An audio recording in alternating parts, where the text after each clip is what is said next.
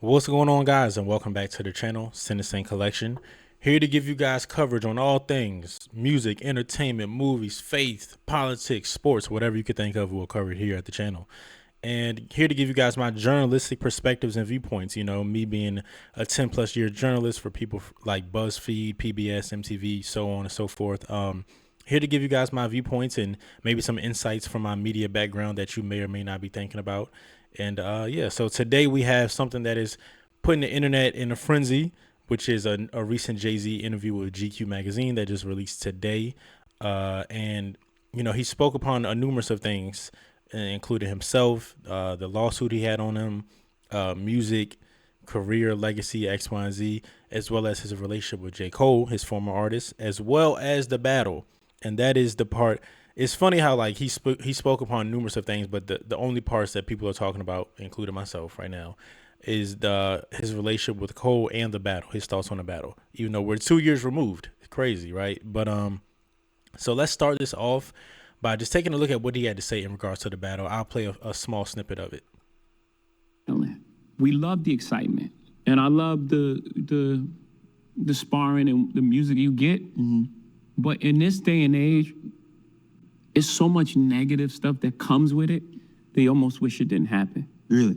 Yeah, because it's almost like it's a final thing. Now, people that like Kendrick hate Drake. Yeah. No matter what he makes, no matter what he says, and it goes far too. It's like attack on his character and his thing, and it's like, I don't know if I love that. Yeah. I don't know if it's helpful to our growth.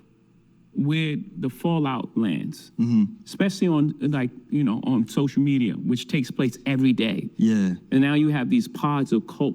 The Stan armies fighting. Yeah, and it's like, it's too far. Yeah.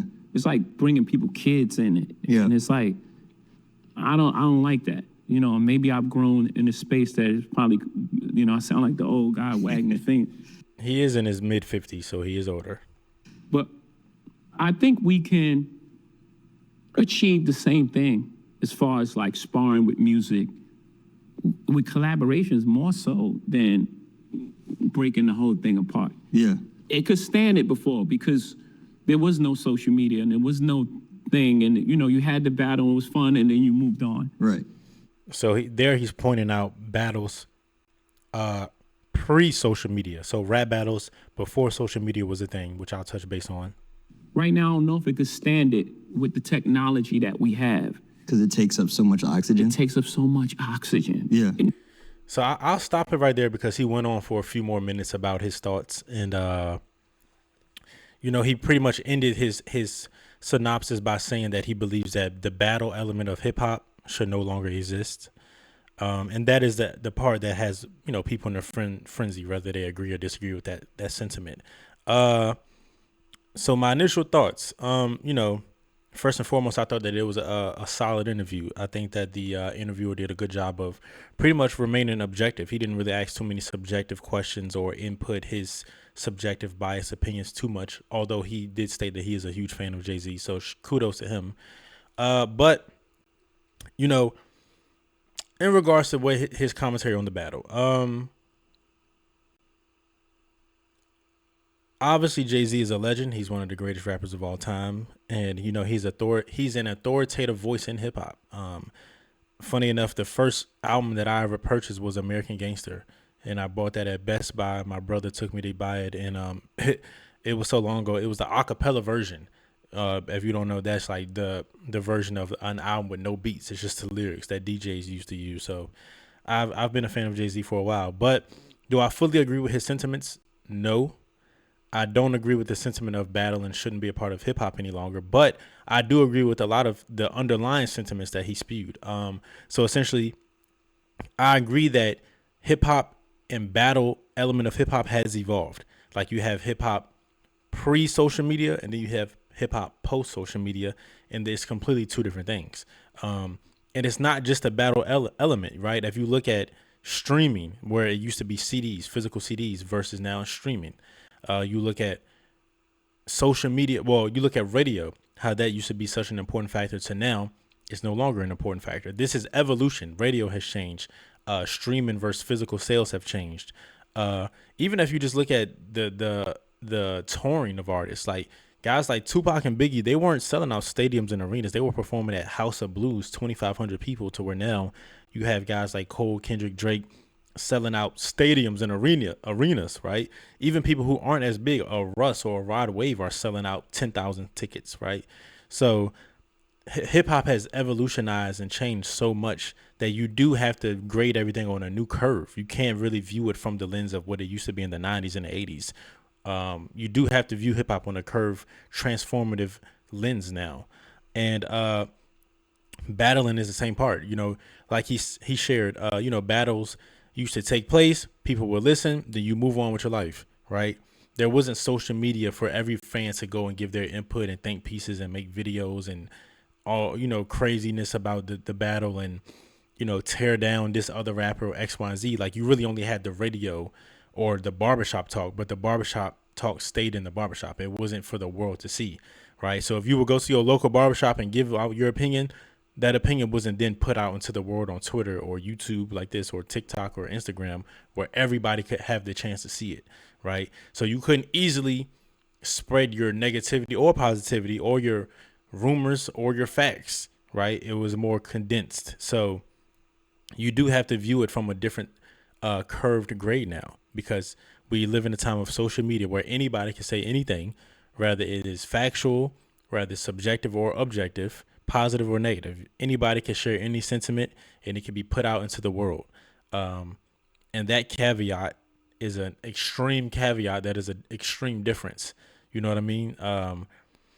So you do have to view it as that lens. I agree with that sentiment that it should be viewed from a different lens.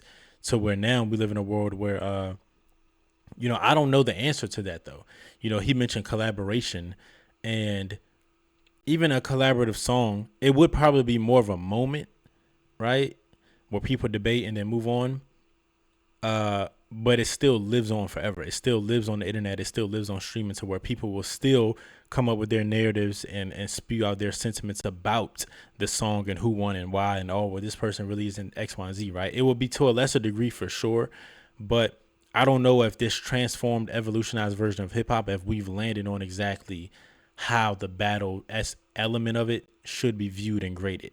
I think a conversation like this will spark that, like, hey, okay, now what can we do?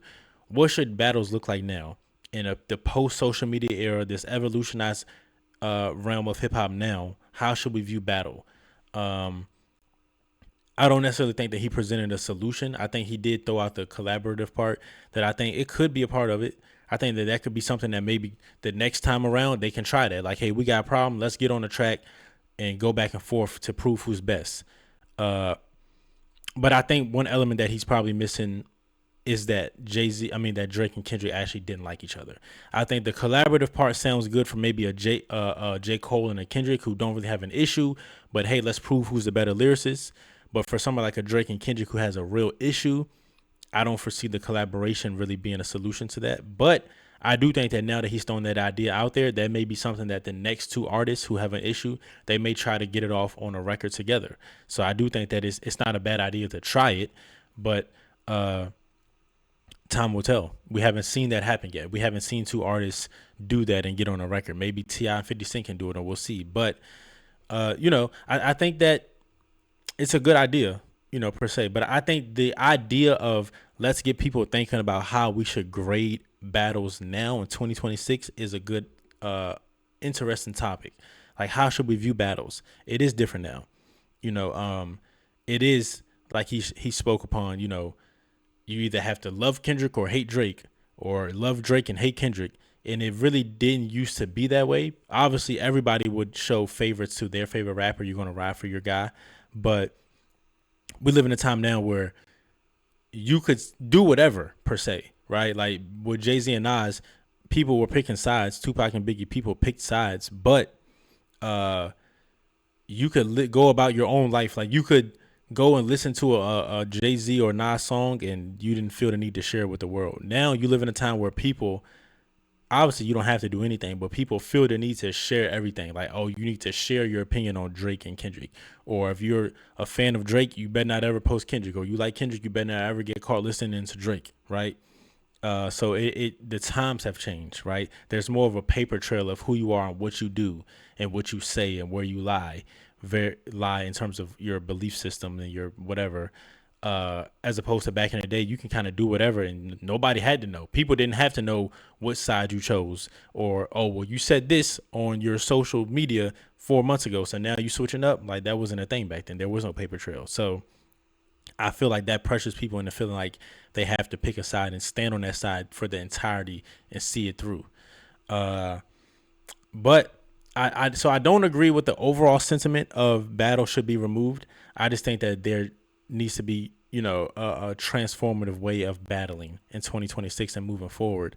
But I also think, again, this is because these people had real issues, right? So, and because of how rampant their fan bases are. These are people that are 15 years into the game and all have a good argument to be the GOAT or the best of their era, at least, right? So the fan bases are ride or die for them, as opposed to, say, a JID and a Vince Staples got into a battle. Their fan bases aren't as rampant of ride or die for these guys, so where they may could get into a battle and take shots and jabs at each other and even have a real issue, but their fan bases aren't going to be on some, either pick this side or that side. Hip hop in its entirety, majority of hip hop hasn't picked a side of like, I'm a ride or die for JID. I'm a ride or die for Vince Staples. Before this battle even started, J. Cole fan base was, he's the GOAT, rampant. Drake fan base, he's the GOAT, rampant. Kendrick fan base, he's the GOAT, rampant. To where that divisiveness just got amplified with the battle. It's like, see, we've been feeling this way. Kind of what Cole touched on. We'll do another video on Cole, but how Cole touched on in his Cameron interview where he said, yo, there's people who already felt this way about Drake. Now it's giving them the opportunity to stand on it. Majority of hip hop are like casual fans of a JID, of a Vince Staples or somebody like that, to where we could enjoy and consume the battle without it being real, striking on our emotional chords as much, right? The same way you saw with Joey Badass and the West Coast people. I think he beat For a Reason and Rayvon and these other guys. People were able to listen to it, consume it, and enjoy it for what it was, but not make it personal to them. Like they got to pick a side and ride or die, because most people are casual fans of them. J. Cole, Drake, Kendrick don't have casual fans, ride or die fans, right? So where it's a different level. You know what I mean? So I think even if you look at a lot of guys like Jay-Z and Nas, like during that time, it was a different level of, they hadn't reached their prime yet, their level of legacy GOAT status. You know what I mean? So I think that that's different. You know what I mean? But so I do agree with his sentiments, but I also think that it's just a curve that we're trying to find out in real time. And one could question, if you are against the battle aspect of it. I do think that is just his maturity and wisdom speaking, which is a good thing. I agree with his sentiments. I agree with J. Cole's sentiments. Like the mature human aspect of duality of a man, where you want to see a good battle, you want to be entertained, but you don't necessarily want to see the slandering and downfall of another person as their character. Like, oh, you're no longer hip hop, Drake. Oh, you're this guy who was never hip hop. You're a bad man, a bad person. Your character, you're this mixed guy who don't understand the code. Like, oh, we're attacking your character. No longer like, oh, your skill set wasn't there. Like with Meek Mill, when he took his loss, it was more so you lost.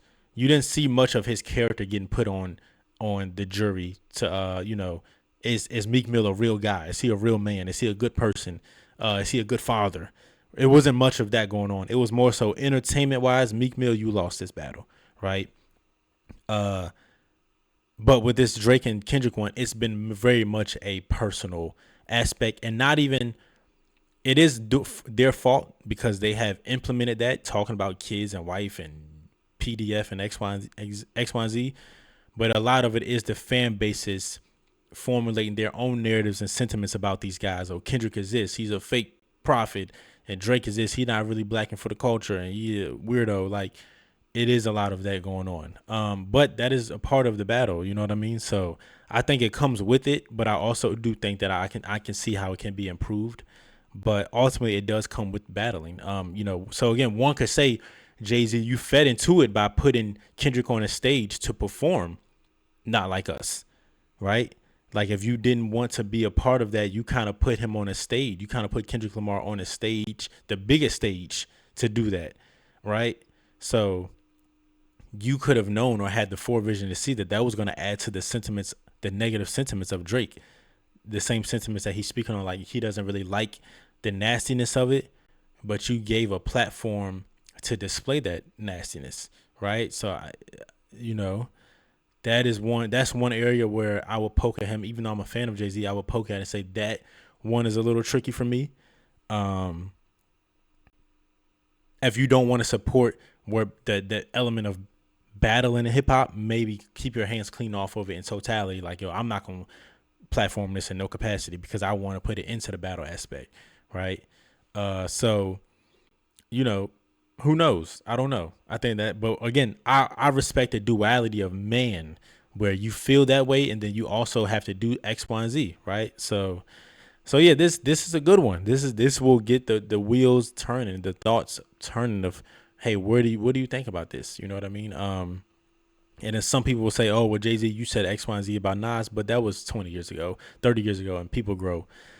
So I don't hold him to that standard of, well, you said this. Like he could grow from that and mature from that. So what's most interesting to me is that him and J. Cole essentially have shared the same sentiments. You know what I mean? That they both thought that the battle got too political or too nasty, or went away from the creative music and got more into the internet and social media people being a part of the battle. Like neither one of them really said, oh, creatively, this person shouldn't have said this or said that. They both spoke upon the internet and that aspect of it going too far, which I do agree that it became something that was more of a tea spilling smear campaign, slander campaign against these gentlemen, as opposed to just the entertainment sake of it, which I found to be weird. But somebody could say to me, well, it's their fault because they gave people the content. Drake gave the that's not your baby mama, that's not your kid's content, and Kendrick gave the PDF, you ain't for the culture, you got a hidden daughter content. So they gave birth to the content that the internet then ran with. So I could also say that, you know, despite how I feel about it, it's the rapper's faults, right? So, and fans were just reacting to what the rapper said. So I see both sides. I kind of lie somewhere in the middle. You know what I mean? I think the battle was more of a tea spilling contest. I don't think it really proved necessarily who was the best lyricist, but in regards to how, in context to how the battle went, there was a clear winner. Despite I disagree with the content of the battle, but the way that they both went about it, there was going to be a winner and a loser. They both partook in the nastiness of it, right? So, you know, Drake, like his last song that he kind of bowed out was saying, you know, I don't want to do this if it's just lies and X, Y, and Z. But he partook in the lies. He partook in saying them ain't Kendrick kids and X, Y, and Z. And Kendrick said the same similar sentiments to him. So they both to me were just throwing out tea and lies and rumors and seeing what would stick, right? So I thought that it was lame, like to do the lying part, but they both partook in it, and you know that's just where it landed. You know what I mean? So and I don't think that there's rules in battle like, oh, this is too far, you can't say this or that. But again, I don't think that that is what what Jay-Z or J. Cole has shared. You know what I mean? I think that he's just speaking upon the aftermath of where the fans took it was nasty, which I do agree with. But he also spoke upon his relationship with J. Cole, which people have speculated for years that they didn't really get along anymore or whatever the case may be. And he didn't necessarily say that. He did say that business got complicated with them behind the scenes, which you could tell. That's why J. Cole isn't signing him. J. Cole has been on his independent wave for the last album that he just released. But he said that, you know, he's proud of him, which I would assume, you know, you signed a guy who was from Fayetteville, North Carolina, and he went on to become one of the greatest rappers of all time. So it's like, how could you not be proud of that, you know? So, you know, I would love to see these guys patch it up in regards to the business side. And like, hey, I would love to see a J. Cole interview Jay-Z or Jay-Z interview J. Cole, you know, but business does get tricky. But, you know, he said he had no negative feelings toward J. Cole, which that doesn't necessarily say we're on the best of terms. It just says, hey, you know, we started in business. We never were friends. We started as business, and that business has came to a halt. So I'm proud of who he has become, but we're not business partners anymore, which I understand that. You know what I mean? But as fans of both of these guys, I would love to see them have collaborated more and stuff like that, or for Jay-Z to give J. Cole that look of, hey, let me platform you on the Super Bowl, or let me go speak highly about you. The same way that we heard Jay-Z called Michael Eric Dyson to defend Kendrick, I would love for Jay-Z to call around or defend J. Cole sometime, right? As a fan of both of these guys. But, everything doesn't end on peaches and cream, but I love that neither one of them, I love that they kept it like the most player fallout. Like J. Cole doesn't speak bad about Jay-Z. Jay-Z doesn't speak bad about J. Cole. And I think that that's how it should be. It doesn't need to get nasty and X, Y, and Z. And, I understand Jay-Z may not feel like, hey, I'm going to go around and fight for Cole for a Super Bowl or defend his honor because we're no longer in business. And I also understand why J. Cole was like, I don't agree with his business handling, but he gave me a chance. So I'm never going to go around spewing negativity about him. So I respect it. I respect both guys and how they handled their essential fall off, no pun intended. You know what I mean? But it's a very interesting interview. You guys should go check it out. I wonder what this means if he has an album coming out. He didn't necessarily confirm or deny that, but that's what people are speculating. Of course, along with him doing the Roots picnic and his 3 dates at the Yankee Stadium. I will be interested to see what comes from this. But you guys let me know what you think. Do you think that battle should end? And what do you guys think? How should we view battling in 2026? Like, what are some ideas you guys have that, hey, since hip hop has evolutionized and transformed, this is how battling should be looked at going forward? You guys let me know what you think in the comments. Make sure you like, subscribe. You want some merch? Send us collection that I'm wearing right now. Check out link in the bio. But you guys let me know in the comments. I really want to have some discourse with you guys. So you guys let me know what you think. Until next time.